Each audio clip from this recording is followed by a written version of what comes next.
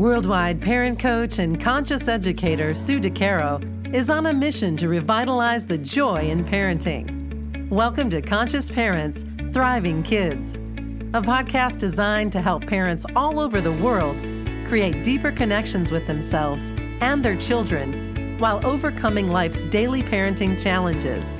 Listen in if you want to bring more laughter, love, and enjoyment to your home life. Welcome to Conscious Parents, Thriving Kids, a place for all things parenting. I am your host, Sue DeCaro. Today's episode is about prickliness. It's a subject near and dear to my heart. Perhaps you will be able to relate to this. We are all prickly at times in our lives. You might wonder what that exactly means. Well, to me, prickliness is a state of reaction.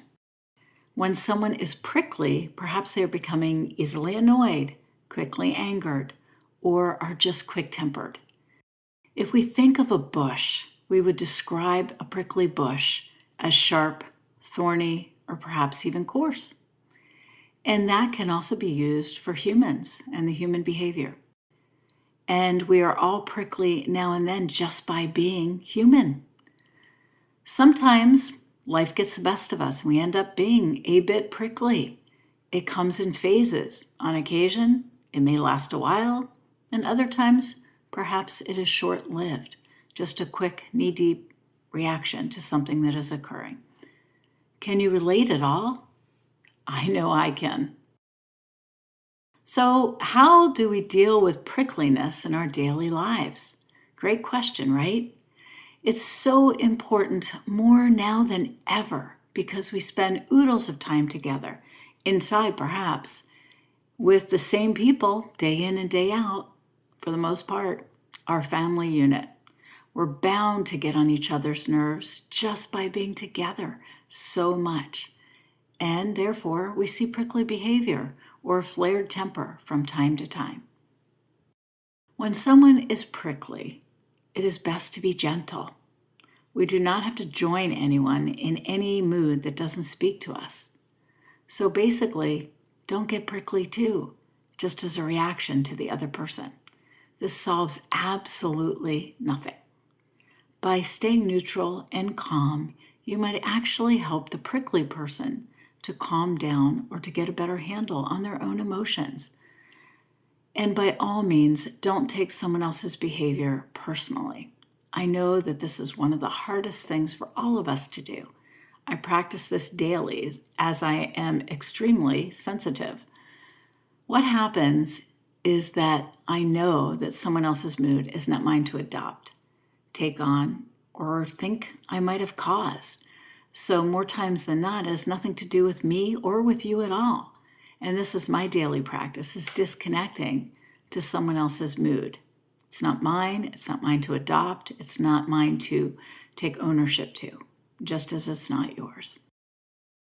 So letting go of the personal approach or the need to take it personally is a really important step.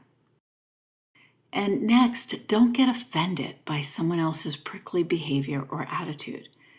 When you look at someone as a separate entity from yourself, perhaps you will be able to see, child or adult, that they're experiencing something that has absolutely nothing to do with you. When you step back and you offer gentle support or just hold space for them, it is invaluable. We do not do this often enough for one another. You can stop and ask the other, "You don't seem like yourself at this moment. Is there anything I can do to help you?" The last thing you want to do is say, "What's bugging you?" or "Why are you acting this way?"